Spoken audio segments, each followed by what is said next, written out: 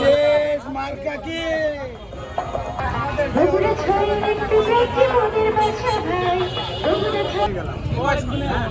আপনি নিজেই তারেক সাহেবের প্রতিনিধি, সরাসরি তার ভোটার।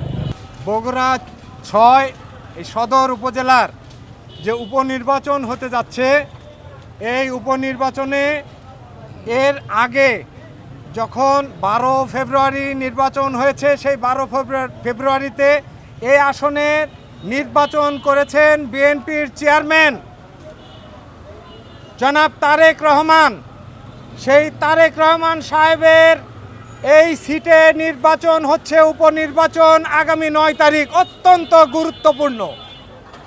সেই নির্বাচনে তারেক রহমান সাহেবের প্রতিনিধি, বাংলাদেশের প্রধানমন্ত্রীর প্রতিনিধি, বাংলাদেশ জাতীয়তাবাদী দল বিএনপির প্রতিষ্ঠাতা শহীদ রাষ্ট্রপতি জিয়াউর রহমানের জন্মভূমি এই বগুড়ার তার সন্তানের প্রতিনিধি জনাব বাদশা ভাই আগামী ৯ তারিখে উনি তারেক সাহেবের প্রতিনিধি হিসেবে এখানে প্রার্থী হয়েছেন। ভাইরা, তার গুরুত্বটা সব দিক থেকে বিবেচনা করলে কতটা গুরুত্বপূর্ণ এটা খুব সহজেই অনুমেয়।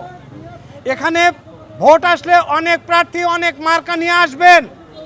আমরা বিএনপি যারা করি, বিএনপির ধানের শীষের পক্ষে যারা ভোট চাইতে আসছি, আমরা গর্বের সঙ্গে বলতে চাই, আমাদের নেতা আজকের প্রধানমন্ত্রী বিএনপির চেয়ারম্যান জনাব তারেক রহমান যে প্রতিশ্রুতি দিয়েছেন, দীর্ঘ ১৮ বছর দেশের বাইরে থেকে বাংলাদেশে সেই উনি ঘোষণা দিয়েছেন, আই হ্যাভ এ প্ল্যান। সেই প্ল্যানটা কি? আমরা একটা একটা করে সেই প্ল্যানগুলো দেখছি এবং সংক্ষিপ্ত সময়ের মধ্যে সেই প্ল্যানের বাস্তবায়নগুলো শুরু হয়েছে। সেইগুলো আমরা সারা বাংলাদেশের লোকজন আমরা দেখছি, সারা বিশ্বের লোকজন আমরা অবলোকন করছি। সেই প্ল্যানগুলোর মধ্যে সর্বপ্রথম উনি প্রচলন করেছেন, চালু করেছেন ফ্যামিলি কার্ড। এই ফ্যামিলি কার্ড আমাদের মা বোনের নামে হবে।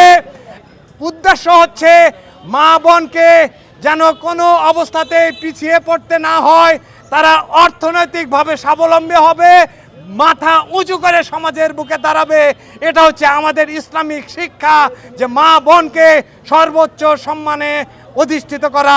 যেই কাজটি জনাব তারেক রহমান এই চিন্তা করেছেন এবং সিদ্ধান্ত নিয়েছেন, সেই সিদ্ধান্তের বাস্তব প্রতিফলন উনি শুরু করেছেন।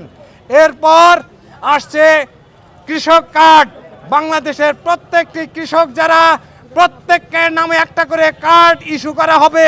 সেই কার্ডের মাধ্যমে তারা যখন ফসল বুনবে তখন ন্যায্য মূল্যে সার, কীটনাশক, তারপরে বীজ এগুলো সরবরাহ করবে, তারা সহজে পাবেন এবং উৎপাদিত কৃষিপণ্য চড়া মূল্যে, ন্যায্য মূল্যে তারা বিক্রি করতে পারবে সহজেই।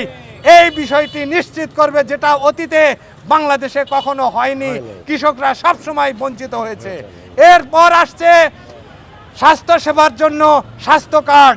এটা প্রত্যেকটি নাগরিকের জন্য ব্যক্তিগতভাবে স্বাস্থ্য কার্ড উনি প্রচলন করার সিদ্ধান্ত নিয়েছেন এবং সেটা প্রচলিত হবে, আমাদের ইন্ট্রোডিউসমেন্ট হবে আগামী কয়েকদিনের মধ্যে ইনশাল্লাহ। এই স্বাস্থ্য কার্ড আমরা আমার বয়স যদি ৬০ বছর হয়ে থাকে, আমি ডাক্তারের কাছে যখন যাব তখন ডাক্তার সাহেব জিজ্ঞেস করবেন আপনার অতীতে কি কি অসুখ ছিল। আমরা কিন্তু বলতে পারি না ভাই, সব ভুলে যাই। এই স্বাস্থ্য কার্ডের মধ্যে সব কিছুই ডাটা থাকবে, যেটা আপনার ওই এনআইডি কার্ডে ক্লিক করলে সমস্ত আপনার তথ্যগুলো এখানের মাধ্যমে পাবে এবং আপনার আমার সবার স্বাস্থ্যসেবা খুব সহজেই সুচিকিৎসা নিশ্চিত হবে। তারেক রহমানের মাথার মধ্যে চিন্তা এবং বুদ্ধির ফসল।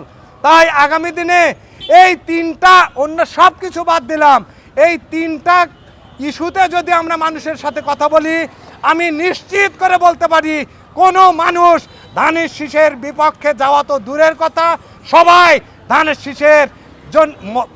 শীষের পক্ষে সারা জীবনের জন্য তারা ফ্যান হয়ে